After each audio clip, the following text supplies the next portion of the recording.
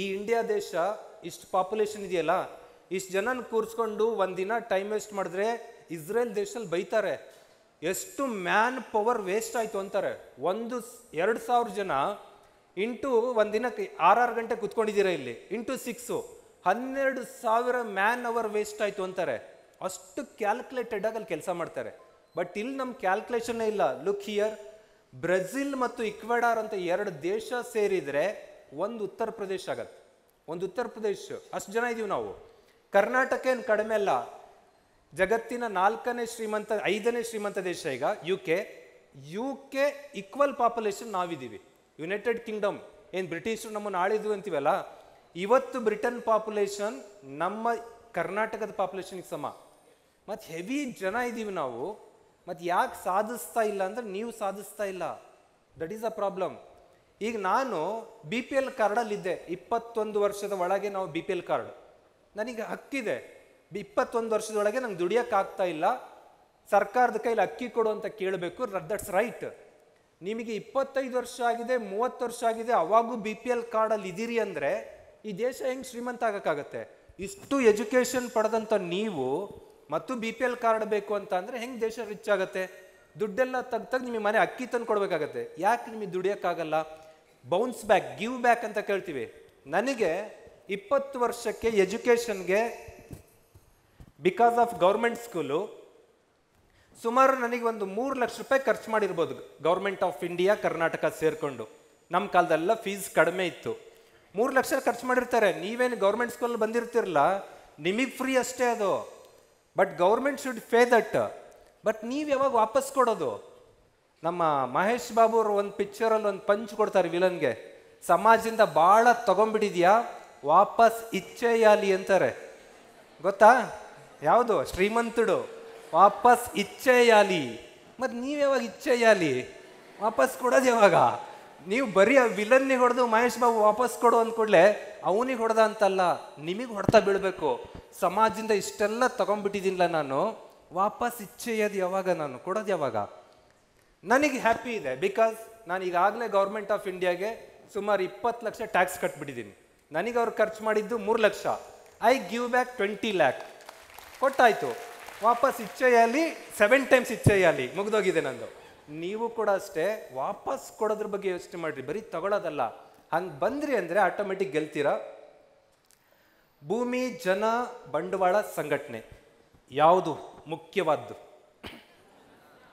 Which is powerful? ಭೂಮಿ ಇಂಪಾರ್ಟೆಂಟಾ? ಜನ ಇಂಪಾರ್ಟೆಂಟಾ? ದುಡ್ಡು ಇಂಪಾರ್ಟೆಂಟಾ? ಸಂಘಟನೆ ಇಂಪಾರ್ಟೆಂಟಾ? ಎಕನಾಮಿಕ್ಸ್ ಸ್ಟೂಡೆಂಟ್ಸ್ ಇರ್ತೀರ ಇಲ್ಲಿ, ಎಷ್ಟು ಜನ ಇದ್ದೀರಾ ಎಕನಾಮಿಕ್ಸ್ ಸ್ಟೂಡೆಂಟ್? ಇದು ಹೇಳುತ್ತೆ, ಎಕನಾಮಿಕ್ಸ್ ಏನು ಹೇಳುತ್ತೆ ಅಂದರೆ, ಏನೇ ನಾವು ಸಾಧಿಸಬೇಕು ಅಂದರೆ 4 ಬೇಕು ಅನ್ನತ್ತೆ. ಬಟ್ ಡೆಫಿನಿಷನ್ ಚೇಂಜ್ ಆಗಿದೆ. ಇದು ನೀವು ಹಳೆ ಎಕನಾಮಿಕ್ಸ್ ಬುಕ್ ಇಟ್ಕೊಂಡು ಹೋಗ್ತಾ ಇದ್ದೀರಾ.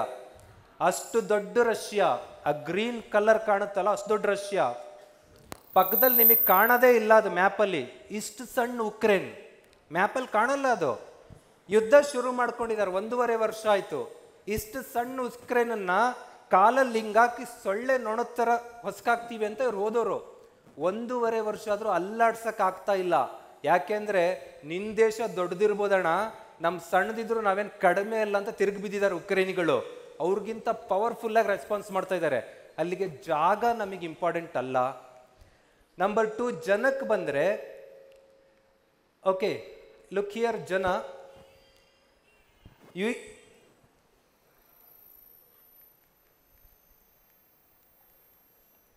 ಓಕೆ ಇಲ್ಲ, ಇಲ್ಲಿ ಜನದ ವಿಚಾರಕ್ಕೆ ಬಂದರೆ ನಾವು ಯಾವ್ದು ಹೈಯೆಸ್ಟ್ ಪಾಪ್ಯುಲೇಷನ್? ಚೀನಾ. ಎಲ್ಲಿವರೆಗೂ? ಇನ್ನೊಂದು 6 ಮಂತ್ ಅಷ್ಟೇ, ಇನ್ನು 6 ತಿಂಗಳಿಗೆ ಇಂಡಿಯಾ ನಂಬರ್ 1. 145 ಕೋಟಿಗೆ ನಾವು ಹೋಗ್ತಾ ಇದ್ದೀವಿ. ಚೀನಾ ಜನಸಂಖ್ಯೆ 1 ಕೋಟಿ ಕಡಿಮೆ ಇರುತ್ತೆ. ನಾವೇ ಹೈಯೆಸ್ಟ್ ಪಾಪ್ಯುಲೇಷನ್ ಆಗ್ತಾ ಇದ್ದೀವಿ. ಅದರ ಅರ್ಥ highest population in the world. But ಶ್ರೀಮಂತಿಕೆಯಲ್ಲಿ ಎಷ್ಟನೇ ಪ್ಲೇಸಲ್ಲಿ ಇದ್ದೀವಿ ನೋಡ್ರಿ? ಅಲ್ಲಿ 5ನೇ ಪ್ಲೇಸಲ್ಲಿ ಇದ್ದೀವಿ. 5th place India. ಮೋದಿಯವರು ಪದೇ ಸ್ಪೀಚಲ್ಲಿ ಏನು ಹೇಳ್ತಾ ಇದ್ದಾರೆ ಅಂತಂದರೆ, ಭಾರತ 5 ಟ್ರಿಲಿಯನ್ ಎಕಾನಮಿ ಮಾಡೋಣ, ಯುವಕರೇ ಕೈ ಜೋಡಿಸಿ, ಜೋಡೋ ಹಾತ್ ಮೇರೆ ಸಾತ್ ಅಂತಿದ್ದಾರೆ.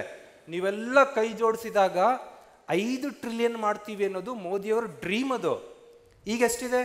3.5 ಇದೆ. 3.5 ಆಗೋದು ಮೋದಿಯವ್ರ ಕನಸು. ಬಟ್ ನಮಗೆ ಸೈನಿಕರಿಗೆ ಹಿಡ್ಕೊಂಡು ಹೊಡಿತಾ ಇದಾರಲ್ಲಿ, ಅವ್ರ ವಿರುದ್ಧ ನಾವೇನು ಮಾಡೋಕ್ಕಾಗ್ತಾ ಇಲ್ಲ. ನಮ್ಮ ಗಡಿ ದಾಟ್ಕೊಂಡು ಬರ್ತಾ ಇದ್ದಾರೆ, ಏನೂ ಮಾಡೋಕ್ಕಾಗ್ತಾ ಇಲ್ಲ. ಯಾರು ಅಂದರೆ ಚೀನಾದವರು. ಎಷ್ಟಿದೆ ಎಕಾನಮಿ? 19.9 ಅಂದರೆ 20 ಟ್ರಿಲಿಯನ್ ಎಕಾನಮಿ. ಮೋದಿಯವರ ಕನಸನ್ನು ಈಡೇರಿಸಿ 5ಕ್ಕೆ ಮುಟ್ಟಿದರೂ ಚೀನಾದ ಕಾಲ್ಭಾಗ ಆಗಿರ್ತೀವಿ ಅಷ್ಟೇ ನಾವು. ನಮಗಿಂತ ಅಷ್ಟು ಎತ್ತರಕ್ಕೆ ಹೋಗಿದ್ದಾರೆ ಅವರು. ಅಮೇರಿಕಾ $25 ಟ್ರಿಲಿಯನ್, ಅಲ್ಲಾಡ್ಸೋಕ್ಕಾಗಲ್ಲ. ಮತ್ತು ನಾವು ಯಾವಾಗ ರಿಚ್ ಆಗೋದು? ನಾವು ರಿಚ್ ಆಗೋದು ಅಂತ ಅಂದರೆ ಮೋದಿಯವ್ರು ರಿಚ್ ಆಗೋದು, ಇನ್ನೊಬ್ರು ರಿಚ್ ಆಗೋದಲ್ಲ. ನೀವು ರಿಚ್ ಆದ್ರಿ ಅಂದರೆ ಆ ನಂಬರ್ ಗ್ರಾಫ್ ಹಂಗೋಗುತ್ತೆ. ಅಲ್ಲಿ ನನಗೆ ಅವೆರಡರ ಬಗ್ಗೆ ಟೆನ್ಷನ್ ಇಲ್ಲ. ಯಾವೆರಡು? ಅಮೇರಿಕಾ, ಚೀನಾ ಬಗ್ಗೆ. 3ನೇ ಪ್ಲೇಸ್ ನೋಡ್ರಿ ಅಲ್ಲಿ. ಯಾವುದು? ಜಪಾನ್. 12 ಕೋಟಿ ಜನರ ದೇಶ. ಕರ್ನಾಟಕದಷ್ಟು ಸೈಜ್ ಇದೆ. ಸೈಜ್ ಕರ್ನಾಟಕ. ಪಾಪ್ಯುಲೇಷನ್ 12 ಕೋಟಿ. ಎಕಾನಮಿಯಲ್ಲಿ ನಮಗಿಂತ ಮುಂದಿದ್ದಾರೆ. 5 ಟ್ರಿಲಿಯನ್ ಹತ್ತತ್ರ ಹೋಗಿದ್ದಾರೆ ಅವರು. ಅಂದರೆ ಇದೆಲ್ಲದಕ್ಕೂ ರೀಸನ್ ನಾವು ಇಷ್ಟು ದಿನ ಏನಂದರೆ ಅವ್ರು ಸರಿ ಇಲ್ಲ, ಇವ್ರು ಸರಿ ಇಲ್ಲ ಅನ್ಕೊಂಬಂದಿದ್ದೀರಿ. ಇನ್ನು ಮುಂದೆ ನೀವು ಇನ್ನೊಬ್ರು ಸರಿ ಇಲ್ಲ ಅನ್ನೋದು ಬಿಟ್ಬಿಡ್ಬೇಕು. ನೀವೇ ಸರಿ ಇಲ್ಲ ಅನ್ಕೋಬೇಕು.